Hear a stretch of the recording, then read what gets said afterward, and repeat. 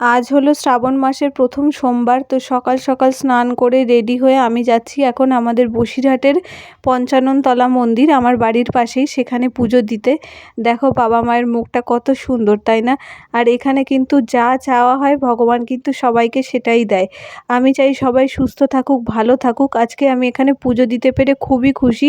ছোটোবেলার পরে অনেক দিন আর এখানে আসা হয়নি, প্রায় 10 থেকে 15 বছর পরে আমি এখানে গেলাম আজকে পুজো দিতে।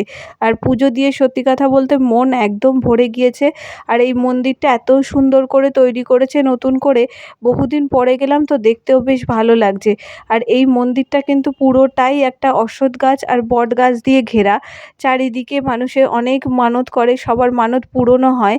তো সবাই, প্রচুর মানুষ এসছে সকাল সকাল পুজো দিতে, আর বৃষ্টি তো পড়েই চলেছে।